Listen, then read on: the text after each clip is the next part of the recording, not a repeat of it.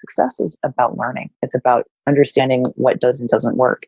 And more often than not, success is only rewarded if we can prove that there's an ROI or a commercial value to it. But there's a different side to success, which is actually learning what doesn't work. And most of our organizations don't reward quote unquote failure. Market doesn't reward failure. But that is where the biggest lesson actually comes. You don't learn what you did right if something works the first time. You only learn what not to do in order to recalibrate if you fail.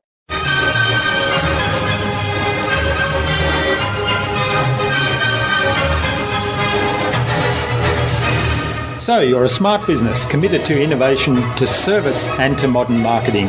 And you're asking, what's next? Wondering how you can become even more innovative.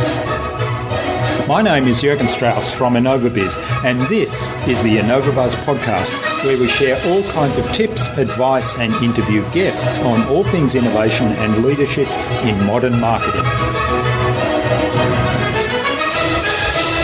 Hi innovators, it's really great to be back with another episode. I hope you've had an awesome week so far. I'm excited to have on the InnovaBuzz podcast as my guest today, Ghela Boskovich. Ghela is a self-proclaimed fintech fanatic. She's also founder of FemTechGlobal, who sponsor the annual Women in Tech Banking Technology Award. Ghela is an advocate of nurturing customer lifetime value for both banks and those they serve. And she is a confirmed evangelist for adopting technology to transform the financial services industry for the greater good. Ghela is also a regular contributor to fintech publications. She's a frequent speaker at industry events, and she does a lot of work around the culture of technology and making that more empathetic. Today's episode is brought to you by the Transformational Marketing Hub, where you'll find a host of free and exceptionally useful information to help you transform your marketing. You can access the Transformational Marketing Hub by visiting innovabiz.co/VIP. Very important, people. If you don't yet have an account, click the blue Take a Peek Inside button and check it out. As I said, it's free and exceptionally useful, and especially for you. In our discussion today, Ghela talked to me about really knowing what you are and where you are at before deciding what you now want to do. She told me about focusing less on the doing and more on the being in relation to solving a real problem and keeping that in mind during that project. And she explained why we should all return to our terrible twos. Without further ado then, let's fly into the hive and get the buzz from Ghela Boskovich.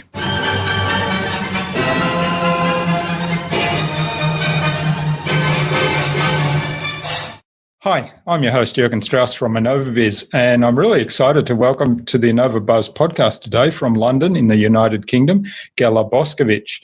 Now, Ghela is a self-proclaimed fintech fanatic. She's the founder of FemTechGlobal, a network dedicated to challenging the status quo and improving the inclusiveness and diversity in the financial services industry. FemTechGlobal also sponsors the annual Women in Tech Banking and Technology Award. Ghela is an advocate of nurturing customer lifetime value for both banks and those that they serve, and she's a confirmed evangelist for adopting technology to transform the financial services industry for the greater good. So with all that said, welcome to the InnovaBuzz podcast, Ghela. It's a privilege to have you as a guest. Thank you, Jürgen. I'm really excited to have a chat today. Yeah, Pete Trainer, who was on episode 148 of the podcast, suggested that we speak to Ghela, so a big hello to Pete. And Ghela, you're also a regular contributor to fintech publications. You're a speaker at industry events. You do a lot of work around the culture of technology and making that more empathetic, which is something I'm really looking forward to unpack some more, along with all the other things that you're involved in. But before we start talking about all those things, technology, culture, and femtech, let's find out a bit more about you as a person. So how did you get to where you are today, and what were some of the pivotal moments in that journey? So it's been a full circle kind of career track for me. I started out after graduate school working with utility commission regulators and doing cost models. So worked on the FCC hybrid proxy cost model. It was a benchmark cost proxy model is what they called it, after the 1996 deregulation of the telecommunications industry in the United States, and worked on some projects with the Japanese regulators as well post their deregulation, and started off doing cost modeling, and found myself sucked into the world of compliance and regulation, and fascinated with policy and how one policy has a ripple effect across an entire industry. But coming full circle after a little bit of a deviation into looking into fine arts and art history and playing around with some additional grad work, I actually got recruited back into technology and regulatory framework. I was working at Oracle with the insurance global business unit, looking more at customer relationship management and customer lifetime value, but started working with a friend of mine in the financial services global business unit. And when he happened to leave Oracle, he went to a particular company called Zafin, which is a dynamic pricing solution. I was tapped to join him to help develop the market, and I went back into pricing and cost modeling and looking at, instead of utilities, looking at financial products across the entire spectrum, from retail products to global transaction service products and treasury services, cash management, all the way across to asset management and wealth management products as well. And found myself incredibly fascinated with financial services as a regulated industry. It highly regulated, especially post 2008. Was really interested in the effect of pricing, just pricing in general, and ended up getting sucked into that world that also exposed me not just to financial products and the market itself, but also looking at how technology is playing a role in improving the efficiencies or improving the customer experience. And so for the last 10 years or so, I've just been absolutely fascinated by the market, by the technology that is created and deployed, and certainly by the mindset of the industry as it started to shift and embrace this disruptive force of new technology. Disruptive in the sense that it really makes everybody uncomfortable for their particular position and not knowing what their future stake in or role in the industry happens to be. But I started out cost modeling, had ended up getting sucked into the world of cost modeling, and now actually find myself also working with several regulators around the globe in how to implement technology in order to improve systemic risk or reduce systemic risk, and to also, effectively, it's a pricing game at the end of the day. How do we price the value of the services that we deliver, especially since it's around money, which is a fascinating topic in and of itself. So it kind of led full circle, and I found that I ended up starting out and have found that it has impacted my entire career, and I've come back to it in such a way that I'm on the other side of that coin. But it's been pricing and cost modeling and modeling in and of itself that has got me to where I am today. Well, you mentioned the year 2008, and of course there was a big upheaval there in the financial sector that led to global crisis. And in Australia at the moment, there's been quite a number of pretty dramatic revelations as a result of a royal commission into the banking sector and the financial sector. So there's a lot of upheaval going on there, and I imagine that's going to have repercussions more broadly than just Australia as well. But how does technology play a role in kind of controlling perhaps a little bit more some of the excesses of people that led to issues in 2008 and perhaps are at the core of what's happening in Australia at the moment, or what's being uncovered in Australia at the moment? I think one of the first things is transparency. So technology actually provides for a distinct level of transparency and oversight, especially for regulators, that hasn't been seen up until now. One of the things that we look at is supervisory technology. So how do regulators actually employ technology to supervise different systems of the capital markets, or to look at an individual bank's audit record or audit trail, looking at fraud, looking at anti-money laundering. It's now becoming a little bit more of a reality that we can check in real time what's going on with the system, which has not been the case. Regulators have most often had to be reactive. Post an event, going to look at what the crisis was. Now we're starting to look at systems that allow us to do instant real-time monitoring, not only with updates on potential, say, fraud alerts or sanctions alerts, but also looking into changing some of the parameters around a compliance measure or around a regulatory principle, that the regulators can then play with those parameters and watch the system in real time. Distributed ledgers or blockchain, a lot of people will have talked about or heard about blockchain, but the way, not necessarily looking at it from a cryptocurrency perspective, but looking at it from a ledger perspective. For example, blockchain is just a ledger. It is just a database. And most of the lists that we keep inside banks are just lists of what we have done or pending transactions or reconciliations of those transactions. And being able to do it in real time with an oversight and transparency, where a particular transaction has been validated, it has been authorized, and has been authenticated, regulator can actually pull real-time reporting from that. Or if they're looking at setting up their own node into this particular system, they're able to actually change some of the parameters that allow for those validated pieces of work or transactions to be flagged or to be recorded in such a way that they can see them in real time. We're not yet at real-time regulation or oversight, but we're getting there. And technology is enabling us to do this in such a way that we can actually look at systemic risk responsibly. And we're starting to model more of these particular scenarios. So playing with liquidity and monetary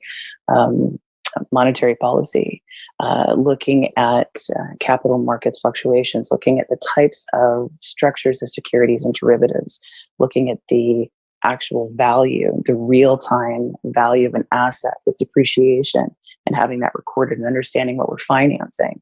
One of the major contributors to the crisis was, of course, mortgage-backed securities.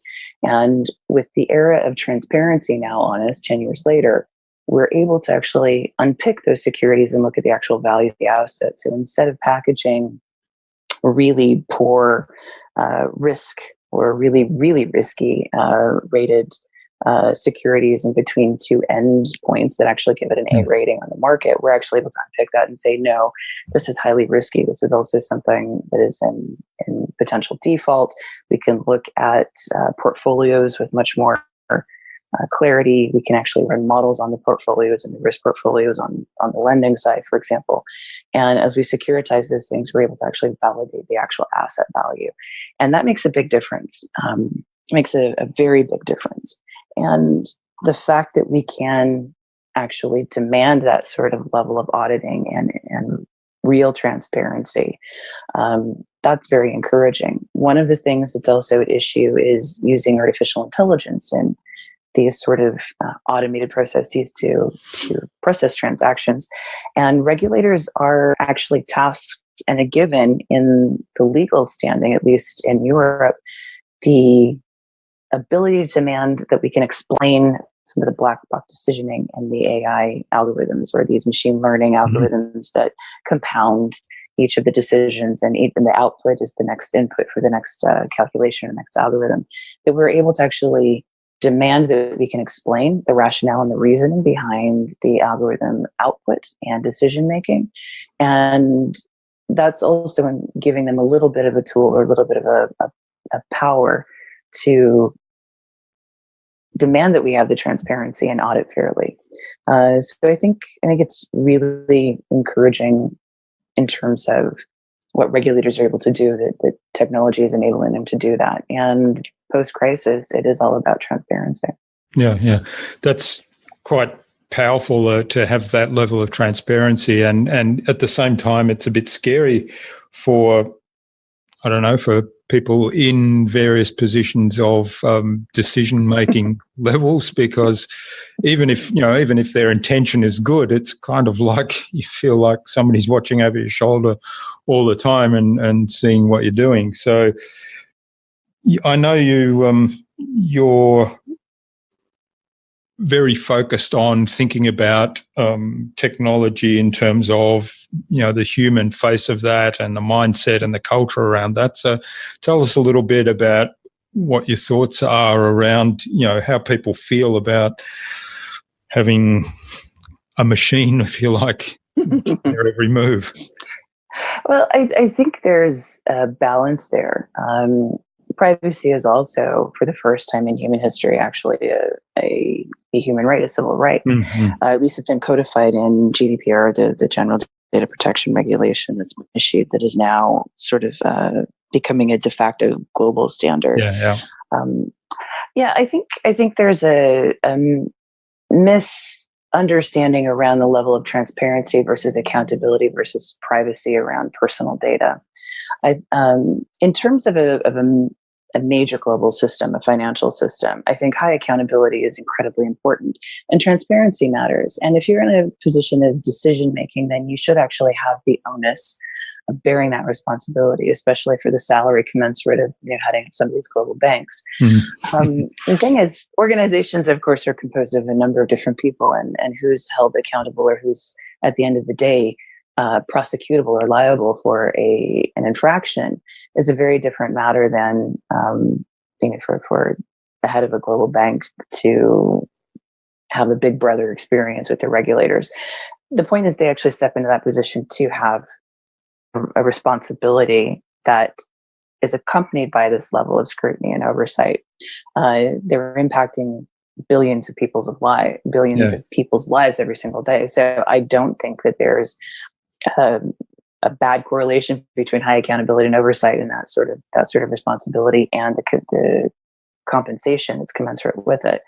I think on the other hand, we're looking at the privacy component for individuals and looking at individual transactions or desires or digital footprints. And privacy now has become something that we're very concerned with, and recognize that the personal identifiable information, what we call PII, in the industry, is actually has an incredible capital value to not only the individual who has that data about themselves, but to other organizations. And part of what's being discussed in the industry is actually how to return the power of the data to the individual. And the power lies in the privacy of that data. So there's a different discussion around how do we keep that particular data private and yet allow people to capitalize on it, recognizing that there are two fundamental principles at play here. One is that time and attention are our non-renewable resources, and that everyone is given an equal amount, and yet they're continuing to diminish over time. No matter what happens, they will always be a non-renewable diminishing resource. And in order to capture our time and attention, it requires a level of personalization to get the message to us, or it requires a specific amount of intelligence around that individual's behavior, their psychometric behavior, how they think, how they actually behave, where they are, what their desires are, who they interact with, etc. And it's about now how to return that particular commercialization of that time and attention. I mean, we call it marketing for all intents and purposes. Is how much does that time and attention have value on the market, and how do we actually enable people to start charging for access to their information or to their data that then in turn actually spends their time. And privacy now has become something that technology is looking at in a very specific line of privacy tech, looking at things, for example, something called zero knowledge proof, ZKP. And that is where two parties who don't know one another, don't trust one another, can actually interact by not sharing their private data, but running the proposition or running a particular proof that a transaction is valid, or that a fact is valid, that they can, without sharing data, can validate that something is real and true, and transact on it. And that's starting to put the power of privacy back into people's hands. Okay, and so I had an experience yesterday, and just let me know if this is what you mean. So I was transacting something through the phone, and the person on the other, and I had to make a payment, and the person on the other end said, "I'm connecting you now with our payment gateway," or whatever the term was, but basically it went out to an automated system that then took my credit card information and then alerted the person that I was speaking to that the credit card had been approved. So he didn't get the credit card information. He just got notified that it was okay. Is that what you mean? Yeah, in theory, that's precisely it. That it has that same particular feel, that you don't need to share your credit card number and the PIN for it in order for someone else to validate or someone else to see that a transaction has gone through. It's all about proof these days, and that's what we're trying to generate with some of these technology solutions, is proof of an event or a fact or a transaction that doesn't disclose the details of that transaction to either party, and doesn't reveal sensitive, identifiable information to either party, but says, yes, this is a valid thing, you can move forward with your engagement. And looking at offering an element of anonymity, in that we don't have to share the details, but we can show up as an individual, as an organization, and be validated and our transactions authenticated, that they're stamped with yes, this is true, this is real, and this will go through. That's what we're looking at. So it's giving people the comfort of knowing that their sensitive information is not being disclosed, nor is the nature of the transaction being disclosed it to anybody who happens to look at it. It just happens to have proof that it exists. And that proof can be held by the two different parties in their respective locations without actually sharing either of their information with one another. You can simply run a proof, and that satisfies. So there's a concern now, I think, especially with some of the breaches that we've seen in terms of being hacked and massive amounts of data going out into the market from different organizations, different retail organizations like say Target or Experian, for example, but also the Facebook repeated incidents of disclosure.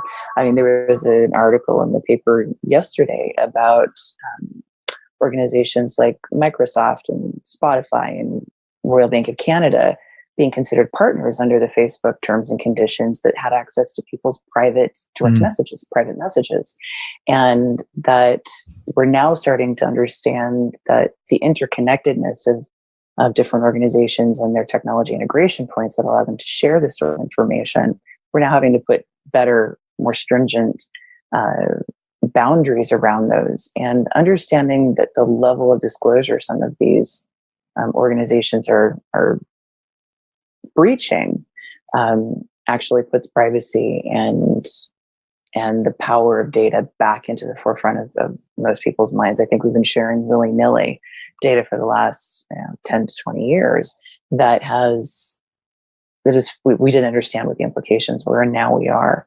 So I think generally I'd be reassured that people are examining the privacy question in much more detail and looking at ways of encryption or ways of generating proofs that allow us to keep more of that data sensitive. But it's also us as individuals understanding how much we disclose. And in terms of financial services, finance is at the heart of pretty much every transaction that we do. And they have a duty to protect that. They are custodians of our data, and they're highly regulated for a reason. And regulators are recognizing the value of that data and putting more of an onus on financial service institutions to put parameters around their level of disclosure and their data sharing and their data practices that are necessary and important, but also there is a reassurance there that there's an understanding just how sensitive this is around banking, and privacy in banking is one of the biggest topics that we've come up with in the last couple of years and are addressing now in the industry. So how do you get involved in all of these changes? What's your role with the people you work with? Oh, part of it's self-insertion. I think if it's an interest you tend to follow your interests. It's actually being interested and then engaging with and showing up in the places where those discussions are happening. So I think part of it is seeing and working with banks on a daily basis. One of the things that I do is literally design pilot experiments for them on that's my day job, is finding use cases within the bank, problems within the bank that they need to address, and then going out to market and looking at technology solutions, nascent, emerging technology from startup to scale up to established players, solutions that address or can fix potentially part of this particular problem or use case. And in doing that, you tend to bleed into a number of different areas and cross a number of different paths. And a lot of the conversations that we have with the banks, legal and compliance and regulatory, are always involved in those particular questions. So it's understanding the implication of a particular technology application and how it's being either constrained or how it enables easier compliance or meeting a regulatory mandate. And it's also speaking with the regulators because they're looking at these technologies. How do they actually regulate AI, for example? How do you respond to AI when you don't necessarily understand the decision making behind it? So as you're exploring AI applications inside of a bank, you actually have to include the regulators and their views on that, because those companies that are providing the services, the technology companies, are also being licensed and regulated. So it's this interesting sort of intersectionality of technology regulation, the financial service provider themselves, the market. And if you're involved with one, you touch all of them. So for me, it's also engaging with the people that are making those decisions around it. Also being familiar with the regulatory landscape and being very comfortable there, since my career grew up in the regulatory landscape. Yeah, so you find yourself interacting with people. The next thing you know, they're attached to organizations that actually regulate. So it's having those conversations, knowing that you're going to be crossing paths with people like that. That's fascinating. Now, you mentioned experiments and designing and running experiments, and I know something I read piqued my interest that you wrote, which is around measurement of success and how people understand whether they're moving the needle towards the outcome. So tell us a little bit about that, because I think there's an interesting story behind that. Yeah, so this experimentation that I play with and that I work with people on, it does sort of reshape and reframe what success looks like. And one of the things that is sort of a maxim in innovation is it's not innovation unless it's profitable. It produces a commercial output. And the success that we measure is typically only around that commercial output. And success of an experiment is only about it being deployable, scalable, and capitalized. So if we're making a particular operational change or a process change in the back office systems where a customer doesn't experience it, and we can't necessarily look at a measure of profitability, but we have to look at a measure of return on investment, the typical ROI, how much should it save us in our CapEx budgets. That's typically how we start to frame it. And unfortunately, that doesn't actually prove success. Success is about learning. It's about understanding what does and doesn't work. And more often than not, success is only rewarded if we can prove that there's an ROI or a commercial value to it. But there's a different side to success, which is actually learning what doesn't work. And most of our organizations don't reward quote unquote failure. Yeah. Market doesn't reward failure. But that is where the biggest lesson actually comes. You don't learn what you did right if something works the first time. You only learn what not to do in order to recalibrate if you fail. And that's one of the things that organizations don't necessarily structure themselves for, is they also don't budget for this experimentation of this learning phase where something doesn't necessarily work out right, or potentially the product or the customer journey isn't as smooth or as successful as we would like. And yet we do not reward the lesson that comes out of that. And we fail to learn from other people's mistakes because we don't broadcast those mistakes. We don't share them. We don't pool them into a lessons learned that we can capitalize on the lesson learned. Yeah, I think that's what's kind of funny. It's funny, and it's interesting too, because the last 3 or 4 podcasts, I've chatted with people on completely different topics, and this concept has come up over and over again. The idea of embracing one's own failures or mistakes as a way to help other people. So they're actually a gift that you have that you can give to other people, because you can help them understand the learnings from those mistakes. You can help those people understand how not to make those mistakes themselves, because you've already done it, so they don't need to repeat the mistakes. So I think it's a really valuable concept. And if I think back, because my background's science, if I think back to the way scientists run experiments, I mean, you put up a hypothesis and then you conduct some experiments to test that hypothesis, and probably 80 to 90% of the time the hypothesis turns out to be wrong. So therefore you can say the experiment failed, but it didn't, because it actually disproved the hypothesis and forced you to come up with an alternative hypothesis, which is how you make progress. This is precisely it, Jürgen. This is exactly it. And there's a commercial value to those insights, which I think people also fail to realize, is that you can capitalize on the insights that only come from you had you not actually experimented. It's also interesting when we start to apply, say, agile methodology to it, and looking at an agile approach to addressing a challenge or trying to find a solution or mocking up a solution, versus the traditional waterfall approach, where you plan an entire project out and you have benchmark measurements that you then recalibrate at, and it takes 9 months to do something where in 9 days you could have really quickly sketched something out, learned something, and moved on. And it's the whole notion of learning and iterating and adapting flexibly to those insights in a very quick fashion that we're now attached to. And that's what innovation is about, agile innovation. People talk about it. We can actually improve on that. But the whole notion is that we're rewarding the insight. And it's not a failure. Like you said, it's just proving that the hypothesis is invalid, and we have to go back and find a new hypothesis or come up with a new hypothesis. And that's not necessarily rewarded in big organizations that are risk averse and that move very, very slowly in terms of cultural mindset and cultural shift and daily practices and all sorts of things that it takes to run a big organization. They're more cumbersome. There are more people to get on board for the change.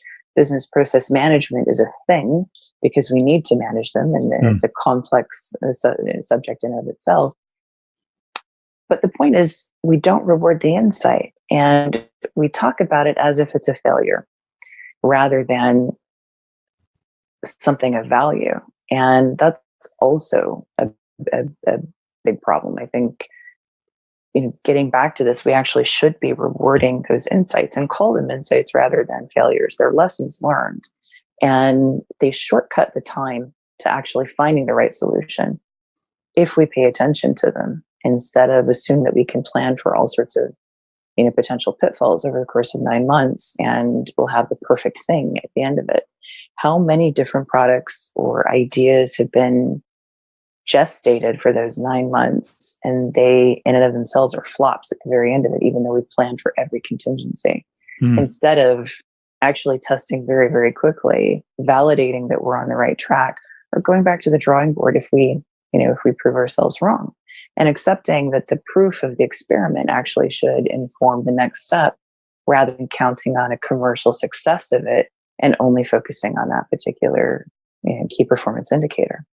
Yeah, that's great advice, and it's a great approach to take. Now, I know you do a lot around design of experiments, and one of your philosophies is to keep things quite simple, and that ties in perhaps with the agile methodology of quickly deciding whether it's a lesson to be learned and direction has to be changed or not. So talk to us a little bit more about your design philosophy.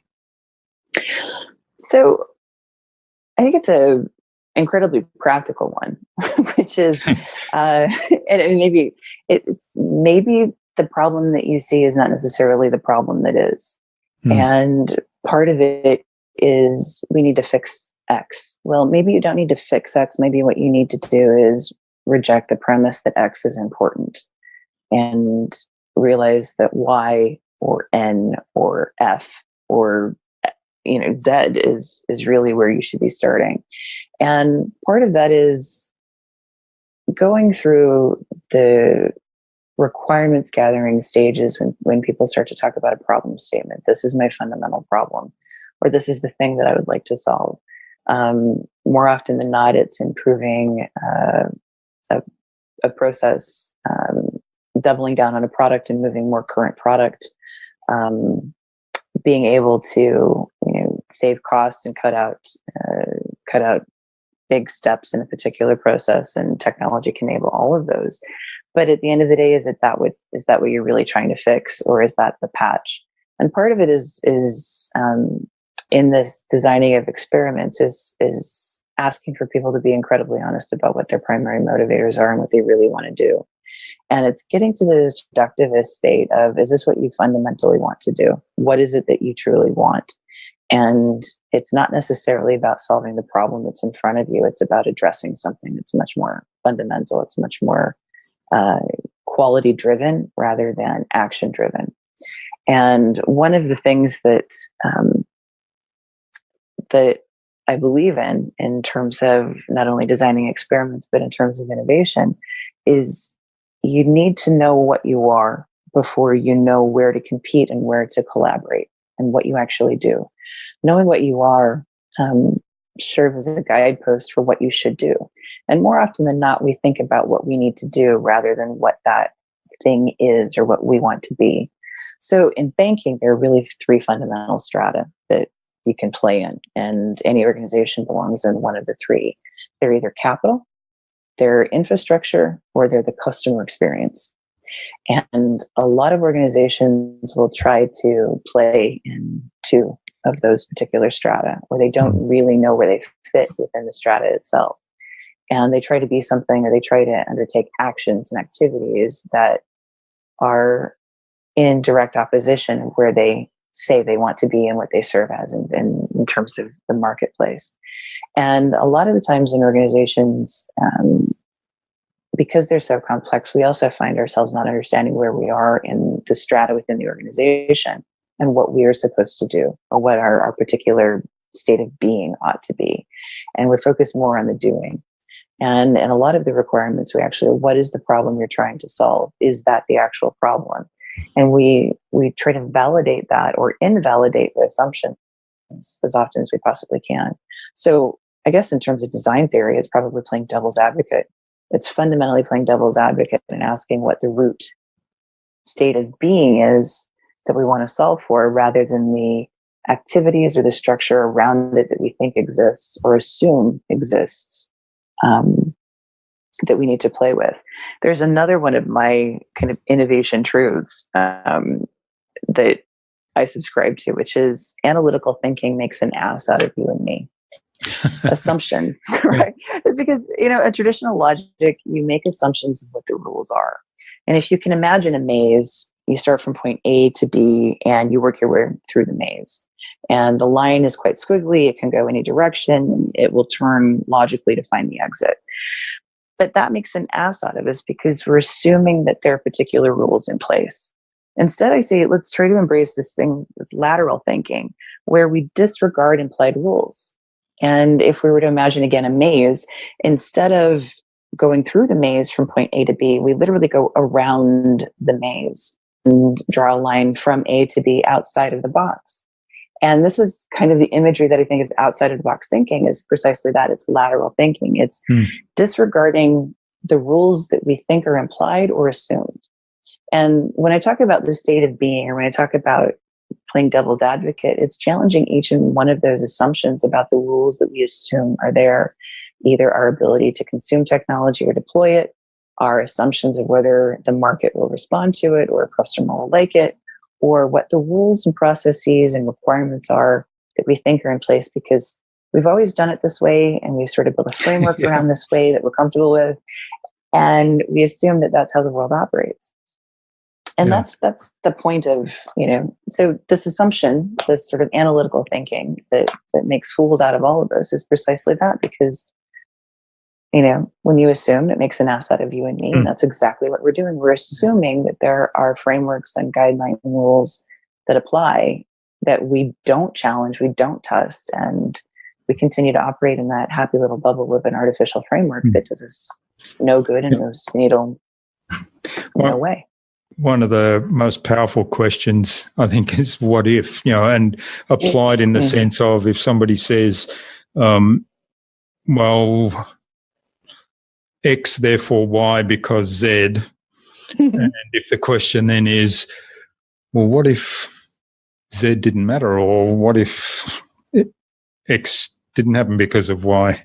And you always see people kind of, that just stumps them because it does, doesn't it? The assumptions are so ingrained that they kind of have to really work. Their mind is working overtime to try and figure out disassociate the two things that they've assumed belong together and figure out what could be if it wasn't the case.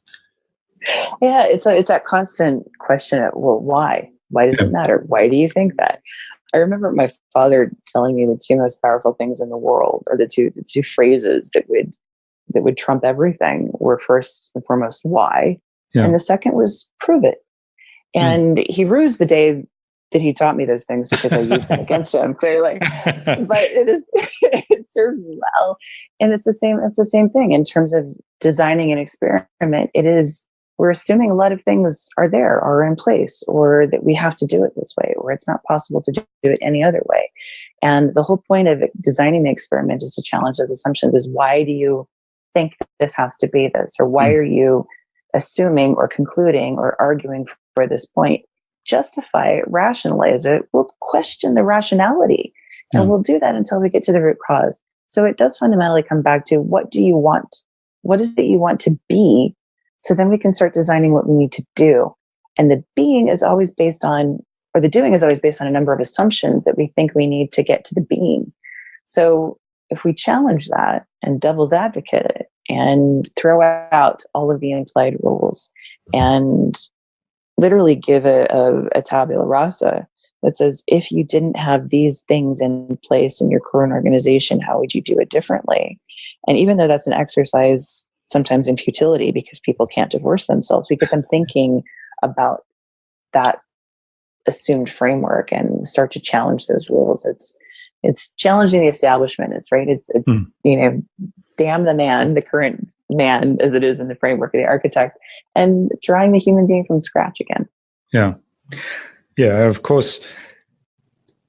The question why is something that I think, it's so fundamental to learning, because anyone that's been a parent or had a lot to do with young children, when they get to about 2 years old, they bombard you with why, and they will not let up. They will keep asking why, and it doesn't matter how many answers you give, they'll keep asking why. And unfortunately, we all get it drummed out of us at some point, because as the 2-year-old just drives the parents up the wall, and then they stop it, which is unfortunate, because that's how they're learning. That's, they're trying to figure out the world. Exactly. I think we should all return to our terrible twos. Yeah. Right. I remember, I have a couple of nephews, and I remember one time spending a lunch hour with them, and the oldest of the nephews, he had learned about a couple of natural disasters in school that day, but had more questions. And his mom said, well, why don't you save those for your auntie? And, she'll answer those. And the kid says to me, so, Auntie Ghela, what makes a tornado? Why do tornadoes happen? And of course, I have no actual idea other than there's barometric pressure and temperatures, and I know it has something to do with the atmosphere. So I pulled the phone out, thank heavens for that, and we started Googling the answers and pictures, and it led to what makes an earthquake. At least I can talk about tectonic plate shifting that much, that works. And that's the volcanoes. And then it was all of these different things that we spent an afternoon together where he pulled out the paper and the crayons, and he wanted to draw, and he wanted to capture what he'd just learned on paper. And then he wanted to tell a story about it. And his younger brother climbed into my lap and said, me too, I want to know why. Yeah. And it's that same sort of curiosity. Curiosity is a moral virtue. And the curiosity of why do we assume something, or why do we do it this way, is a moral virtue. And I think it is true what my father said, is why is the most important thing you could possibly ask. And it's the most incredibly sharp rapier that cuts through all of the shenanigans and the fluff and gets to the heart of the matter. And the big questions and the existential questions of why we exist and why an organization exists in the first place, why a business exists, what problem you actually solve, what is it that you do that makes things better, is only answered by why. And we very rarely are able to articulate why and what. We can always articulate how, because those are the actions that we do, and those are the things that we're comfortable with. But we can never really articulate the what and the why. And those are the two crucial things. And I think in an organization, anytime we start to plan for a change, or we start to tinker with our business model, and we should always be tinkering with our business model, by the way, and understanding that we should be thinking about what replaces what we currently do. I think that's the other thing that we forget, is what we do today is not going to be in demand tomorrow. And we need to be aware of shifting that and being able to cannibalize our own current revenue streams with something new that we build constantly to replace it. We challenge the assumptions of why we do what we do and why it will satisfy a need today when the need will change tomorrow. How do we close that gap? That's the best thing that we could possibly do, is why, and play the terrible two, the 2-year-old, and consistently challenge our assumptions. Bring back that insatiable curiosity. Yes. Yeah. It is a moral virtue. All right. This is fascinating. I could keep going for ages, but I did want to touch on FemTech and get you to tell us a little bit more about that. Well, sure. So FemTech started because we were trying to find good women speakers in the industry. And it actually came out of an organization called InnoTribe, which is the innovation arm of one of the staples of the financial services world, which is Swift. Swift helps with the messaging for payments and transactions, and every single bank across the globe uses Swift. And InnoTribe is their innovation arm. But they were looking at women in the industry, looking at sort of who the power players were, who they could get to speak, who we would actually start to listen to. And they were challenged to come up with a list of 400, and it was very difficult. 400 women in the industry of tens of thousands of people who serve. And so we started looking at that particular gap and looking at the voices of women in the industry. And it frustrated me, in part because most of the people that I actually collaborate with are incredibly dynamic, powerful, insightful women. And maybe that's just a default of my network. But I also felt that representation was beyond skewed. And I'm a firm believer in taxation with representation rather than without. That principle of you don't get to determine my framework without my say-so, especially for sort of this democratic notion of a society or a structure. And so it became a matter of, how do we connect women to women? How do we mentor? How do we foster sort of the career path? But also, how do we allow them to have the voice? Because when we start looking at facts and figures of how women play a role in financial services, there's some interesting things to uncover. One of which is 80% of any financial decision is actually made by a woman. 80% of household financial decisions are made by women, irrespective of the household being, married couple, single parent, etc. The other thing is, women also have an incredible amount of discretionary income. And we have higher levels of discretionary income than men for a number of reasons. But we're looking at some $20 trillion amongst women alone on the market of capital to be spent in discretionary funds. And the size of the market is incredible, and yet none of the products are actually tailored for women. or have been, we've had access to them. In some countries, up until 1975, 1980, we still had to have a man sign for a checking account.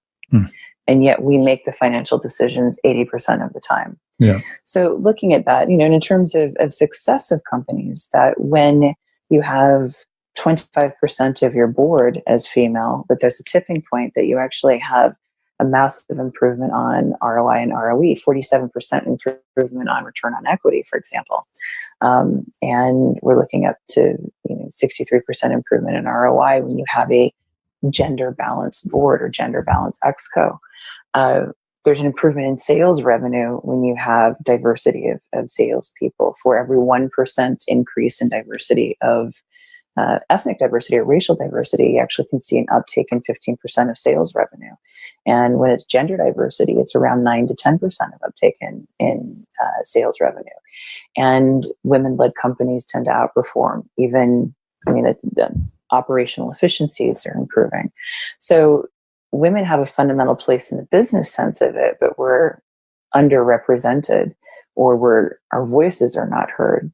And so the initiative behind FemTech was to actually talk about the need for diversity, not just from an ethical or moral stance of being inclusive of people that are different, but also from a business perspective, that there's a business case for having a diverse team. There's the Nash experiment, for example, is something that has been repeated over and over, but it was late 60s, early 70s when it had its peak. It's about group conformity and groupthink, and that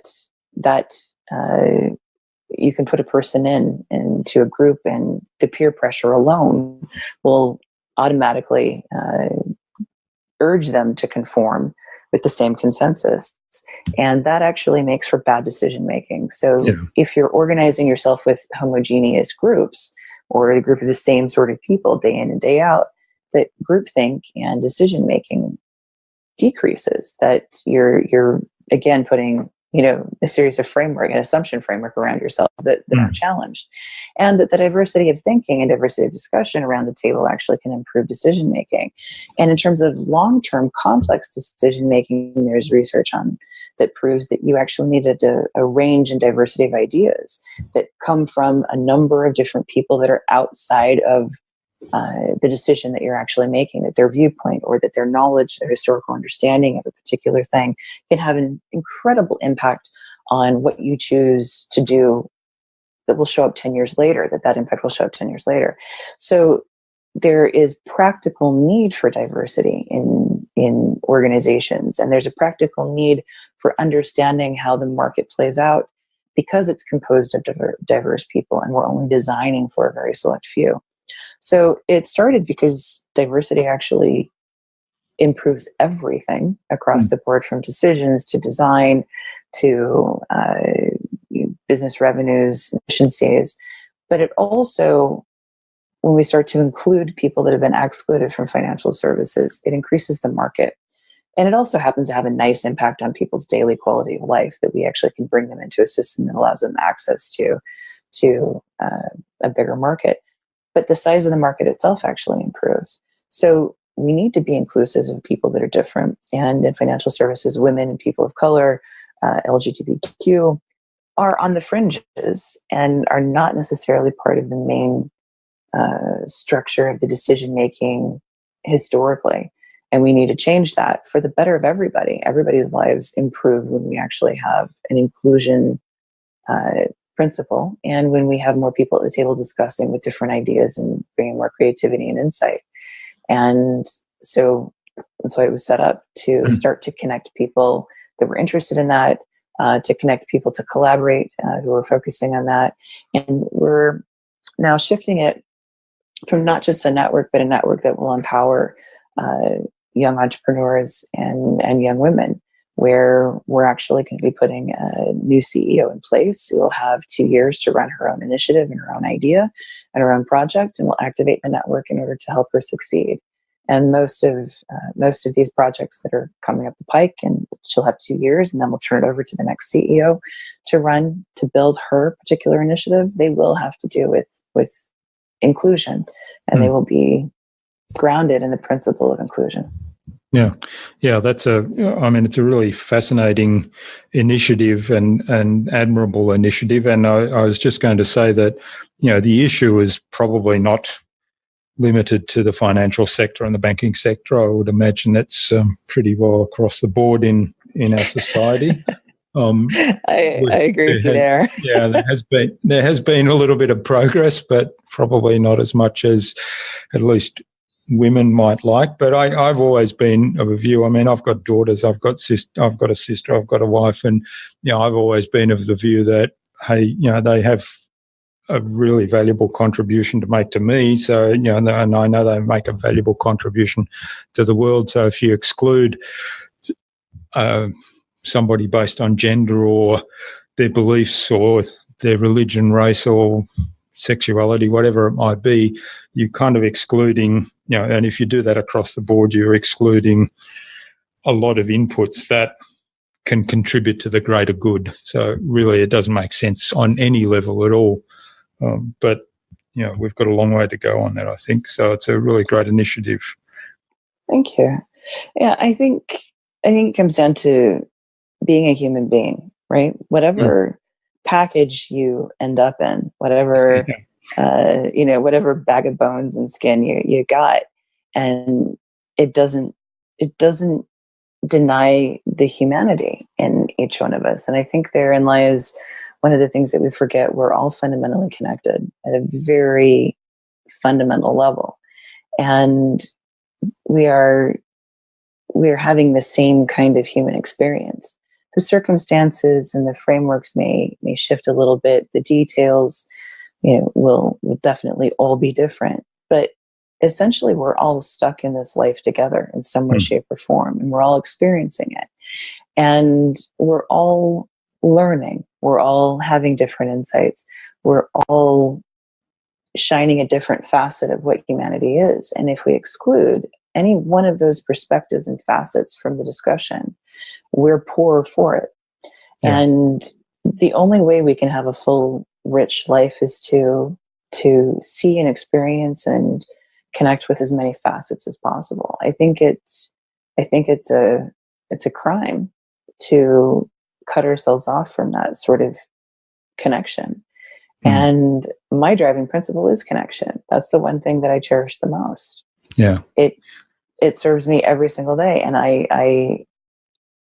diversity, inclusion, those words that kind of encapsulate a movement or a principle or an idea, at their root, they're the richest thing that we could possibly give ourselves. They are what has the most capital value. It's that connectivity and connection to different people, different experiences. It's like reading a book. You read a book, you can live another lifetime. The more books that you read, the more lifetimes you can have. It's the same thing. The more people that we connect to, the more life we actually get. It's a richness. Yeah, I mean, it's a full spherical life, right? If we polish those facets, absolutely, yeah. And as you pointed out, we are all connected. I mean, that's a fact. and what each one of us does impacts everyone else, essentially. So it's worth embracing that diversity and, embracing the richness that it brings. So I agree with that. Yeah, and you can make a business case for it, which, for some people might be the only thing that convinces them, and I'll take it as long as they get on board and understand the value of it. I'm down with convincing by a business case. Yeah. Well, I guess it comes back to attaching it to their why if they're not on board with why it is a good idea. All right. Well, I could go on for ages, but I'm aware of the time and it's moving on. So I thought it's time that we got onto the buzz, which is our innovation round designed to help our audience. And they're primarily innovators and leaders in their fields with some tips from your experience. So I've got 5 questions and hopefully you'll give us some really insightful short answers that will inspire everyone to go and do something awesome today. Let's try. Yeah. So what's the number one thing you think anyone needs to do to be more innovative? Use the question why and ask people to question you why constantly. So ask them to challenge you as well. Yes. Yeah, that's great advice. All right, what's the best thing you've done to develop new ideas? Just that, surrounding myself with people that challenge me and that I disagree with. Yeah. that I fundamentally disagree with. Okay, that's a good one. Yeah, I like that. What's your favorite tool or system for improving your productivity and allowing you to be more innovative? Honestly, daydreaming. Scenario mapping. So I spend most of my time scenario mapping for experiments, right? So I do the same thing. There's a little bit of, I don't distract myself with anything during my commute. So I let myself wander. I tend to give myself time during the day to just let my brain go and not judge where it goes and just sort of daydream and play with it. I'll keep notes on those sort of things, but actually building into my day the tool of time to allow myself to just daydream. Daydream, yeah. Yeah, that's an interesting one. And we had Dr. Fiona Kerr, a neuroscientist, on a little while ago on the podcast, and she was very strong on daydreaming and had a pretty comprehensive scientific explanation on how it actually worked and how it actually freed up part of your neurology to actually make new connections and develop new ideas. So, yeah, there is a scientific basis to it.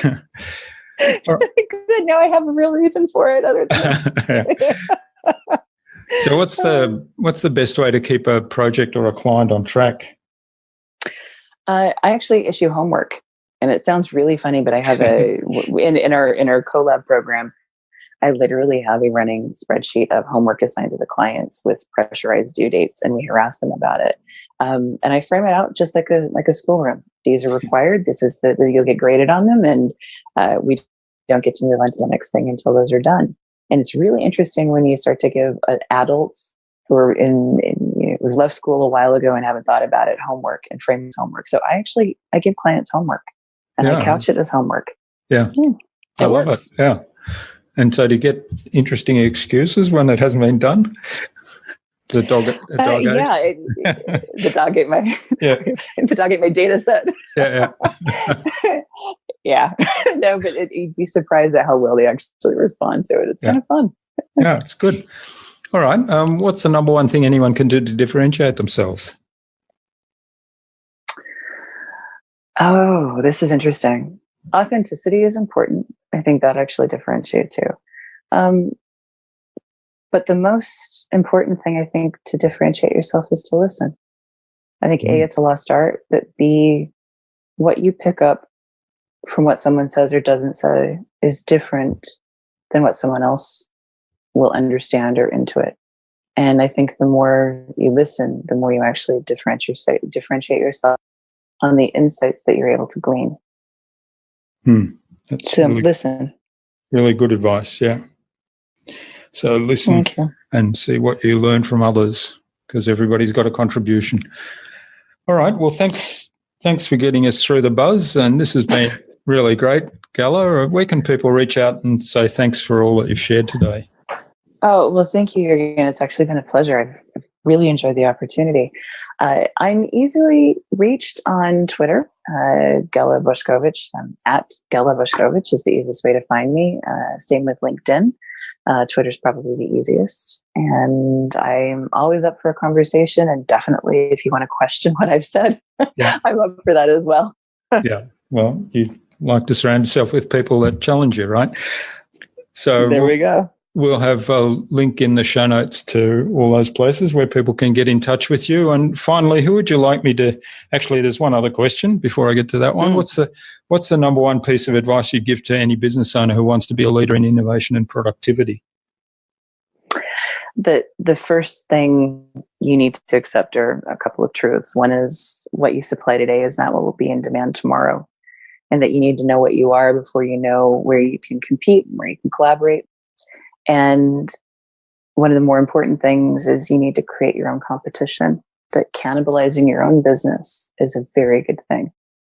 And that those who cannibalize are the ones that actually evolve and succeed and sustain themselves. But cannibalization of your own business, that's what you need to be focused on.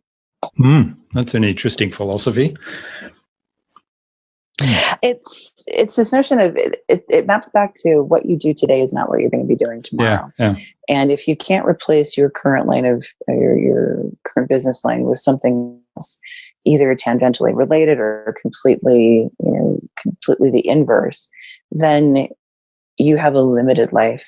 And this is the only way to keep renewing yourself, is to cannibalize what you've got. If you are starting to eat into your own profit streams, fantastic, then you've got a winner. That's what you need to be focusing on and double down on.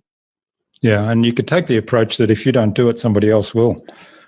Amen. Mm-hmm. And it precisely kind of reminds me of my experience when I first started employment, which was in the photographic industry, and it was about the time when digital photography started. So, and I was in film photography at the time, of course. So that could have been a philosophy that might have saved some of the film companies.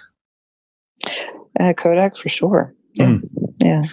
Cannibalize what you've got. Yeah. That's the best longevity medicine ever. Yeah. Wonderful advice. All right. Then finally, who would you like me to interview on a future InnovaBuzz podcast, and why? So there is this woman named Julia Streets. Julia is also in financial services. She runs her own company. They do marketing, comms, PR, and business development strategy. But what's amazing about Julia is she's been in the industry for a number of years. She has worked for some large institutions running global comms, but has been an entrepreneur herself for the last 10 years, very successful. What I know is that she's never had to hunt business. It comes to her. There's something magical about what she does. But the best part about it is she is a diversity advocate and a gigging, paid professional comedian on top of that. Oh. She's one of the funniest people you'll ever meet, but she knows how to run business. She knows how to build other people's businesses, and she does it with an incredible sense of humor. She's got grace about it as well. So yeah, she's one I would definitely recommend. All right. Fascinating. So Julia, if you're listening to this, keep an eye on your inbox for an invitation from us to the InnovaBuzz podcast, courtesy of Ghela Boskovich. It's fascinating because I think that would be the third entrepreneur and business person that's also turned to comedy in some form. So maybe I'm attracting those people. I think it's a good thing, right? Yeah. Well, yeah, it's good because, if we take ourselves too seriously, I think there's a risk that things will get on top of us. So humor is always a good way out, isn't it? Yeah, laughter's the best medicine, and I think we all need a little medicine when we're dealing with business. Yeah. So. All right. Well, thanks so much for sharing your time and your insights with us today on the podcast, Ghela. I've really enjoyed this. I've had fun. And I've written down lots of things to think about and explore some more. So I wish you all the best for the future, and let's keep in touch. Well, thank you, Irene. It's been an absolute pleasure. And I'm so grateful and honored that you invited me on. And we're definitely keeping in touch. Yeah. Well, it was great to have you on. Thanks. Thank you.